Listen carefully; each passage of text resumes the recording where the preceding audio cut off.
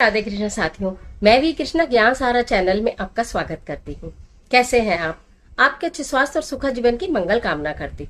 आपके और अपने इष्टदेवों को कोटि कोटि नमन करते हुए, बड़ों को प्रणाम करते हुए वीडियो प्रारंभ करते हैं। साथियों, आज की वीडियो गणेश जी के लिए, आज की वीडियो गणेश उत्सव के लिए और आज की वीडियो गणेश जी के आगमन और उनके जन्मदिन की तैयारी के लिए।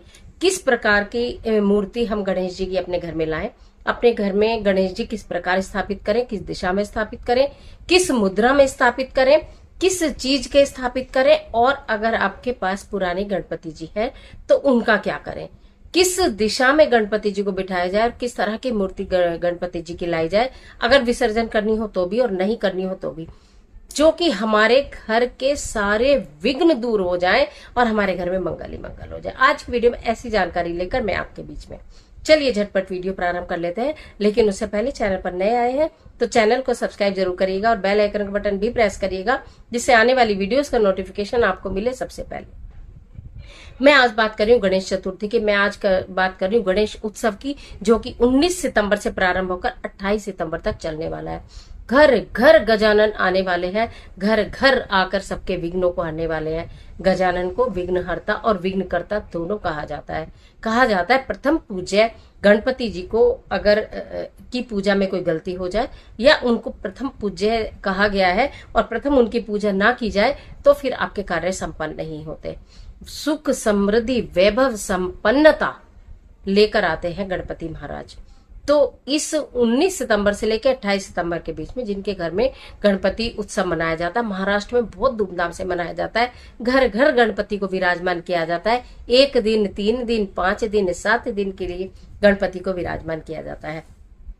लेकिन अगर आपके घर में विराजमान किया जाता है तो भी और नहीं किया जाता है तो भी, समस्त जानकारी के साथ पूरी सीरीज आपके पास आने वाली है गणपति उत्सव को लेकर। पूरी सीरीज की क्या पूजा के नियम है, क्या विधि है, क्या भोग लगाएं, क्या हम अर्पित करें और क्या हम ऐसा कर लें कि हमारी सारी मनोकामनाएं गणपति महाराज पूरी कर दें, वो पूरी सीरीज आएगी। लेकिन आज बात कर लेते हैं तैयारी की, यानी कि गणपति जी की मूर्ति कैसी लेकर आए।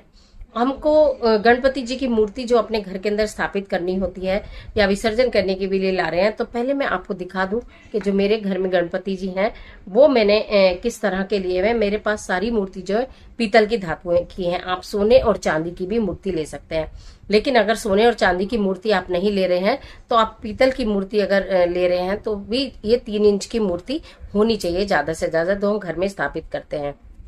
मैं आपको दिखाऊं, ये रहे गणपति जी महाराज। बोलो गणपति महाराज की जय, गणपति बप्पा मोरया। हाँ, तो गणपति महाराज की जय। गणपति जी महाराज की 3 इंच की मूर्ति होनी चाहिए जो आप घर में स्थापित करते हैं। और गणपति महाराज की मूर्ति जब आप लेकर आए तो कोशिश करें मिट्टी की लेकर आए या हल्दी की बनी हुई लेकर आए या ऑर्गेनिक लेकर आए। इस तरह की मूर्ति आपको लेकर आनी चाहिए अपने घर में। और अगर आप विसर्जित करेंगे तो ऑर्गेनिक का मतलब यह है कि उसके अंदर ना पौधों के बीज रहते हैं अंदर, और वो ऐसी होती है जो एकदम से पानी के अंदर मेल्ट हो जाती है। विसर्जन विधि भी बताऊंगी अगर आपको विसर्जन करना है तो, ठीक है। तो ये गणपति जी की मूर्ति आपको लेकर आनी है। गणपति जी की मूर्ति सदा बैठे हुए होनी चाहिए और उनके दोनों पांव जमीन को स्पर्श करते हुए होने चाहिए, यानी कि वो बैठे हैं, तसल्ली से बैठे हैं, शांति से बैठे और हमारे कार्यों को संपन्न करने के लिए बैठे हैं। तो भगवान जी की मूर्ति इस प्रकार की होनी चाहिए। वाम अंग वाली, जो बाई और सूंड वाली मूर्ति है वो लेनी चाहिए। अक्सर ये कंफ्यूजन रहता है कि हम गणपति महाराज की कौन सी मूर्ति लेकर आए, उनकी सूंड जो है वो किस तरफ होनी चाहिए। बाई ओर होनी चाहिए। जो दाएं अंग वाली लेकर आते हैं तो वो उसके पूजा के नियम बहुत ज्यादा होते हैं, इसलिए बाम अंग वाली सूंड वाली मूर्ति लेकर आनी चाहिए। इसके नियम थोड़े हल्के होते हैं, आप आसानी से अपने गृहस्थ में कर सकते हो। अब ये बात होती है कैसी लाइन, ये बता दिया। और गणपति जी बैठे हुए, और अगर आपको व्यवसायिक स्थल पर स्थापित करने हैं तो फिर वो खड़े हुए होने चाहिए। तो इस बात का आप ध्यान रखें। हाथ में मोदक जरूर होना चाहिए और पास में चूहा जरूर होना चाहिए। हाथ में मोदक और पास में चूहा गणपति जी की मूर्ति के पास आपको जरूर होना चाहिए। आप ऐसा लेकर आइएगा पास में चूहा विराजमान हो, इसमें छोटा सा चूहा है। और अगर नहीं हो तो फिर आप अलग से चूहा लाकर उनके लिए रखिए। और हाँ, एक चूहा और नया खरीद लाइएगा। अगर आपका नहीं है तो छोटा सा चूहा बाजार में मिलता है और वो उनको उनकी सवारी भेंट कर दीजिएगा। अब बात ये कर लेते हैं कि किस दिशा में। कभी भी गणपति जी की मूर्ति दक्षिण दिशा में नहीं स्थापित करनी चाहिए। दक्षिण दिशा यमराज की दिशा मानी जाती है या पितरों की दिशा मानी जाती है। तो उसमें कभी भी भगवान जी का मुख नहीं होना चाहिए। आप ये ध्यान रखिएगा कि गणपति महाराज का जो मुख है वो उधर नहीं होना चाहिए, यानी दक्षिण दिशा के नहीं होने चाहिए। तो उत्तर पूर्व दिशा की ओर भगवान जी को, गणपति महाराज को स्थापित करते हैं। सदैव आपके घर में गणपति जी की मूर्ति होनी चाहिए।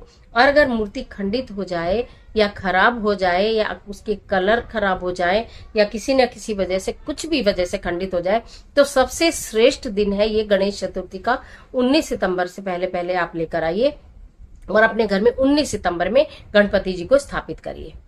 ठीक है। उसके बाद जो आपके पास पुरानी मूर्ति है, जो खंडित मूर्ति है, उसको आप भूमि में थोड़ा गड्ढा करके, अगर आपके खेत हैं, आपके कहीं बाग बगीचे हैं, नहीं तो आपकी क्यारी है, वहां पर थोड़ी खोद कर मिट्टी और उसके अंदर थोड़ी हल्दी डालकर, थोड़ा सिंदूर डालकर, थोड़ा गंगा जल डालकर और फिर गणपति जी को वहां रखकर और मिट्टी में दबा दिया जाता है। इस प्रकार विसर्जन किया जाता है। और अगर वो मिट्टी की बनी हुई है तो फिर आपको जल में, एक बाल्टी में या किसी मग्गे में, जितनी छोटी सी मूर्ति है, जल, थोड़ा गंगा जल और जल लेकर और उसमें मूर्ति को रख दिया जाता है, थोड़े पुष्प डाल दिया जाता है, सिंदूर डाल दिया जाता है। धीरे धीरे वो मूर्ति मेल्ट हो जाती है। फिर वो मूर्ति का जो पानी होता है वो पौधों में डाल दिया जाता है।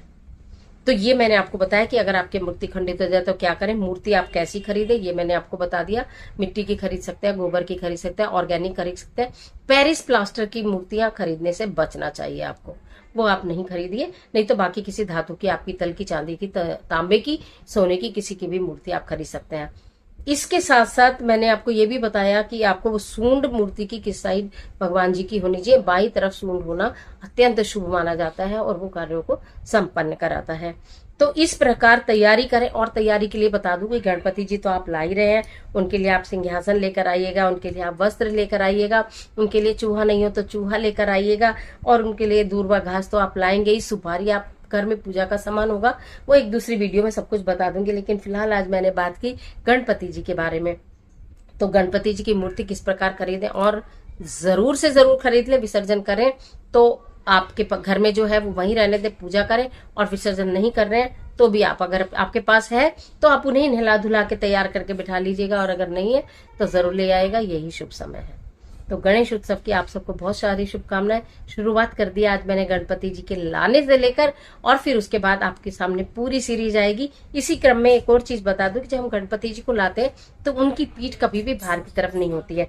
उनको इस प्रकार से लाया जाता है गणपति जी को, जिससे उनकी पीठ ना, और आप उनको उल्टा लेकर चलते हैं।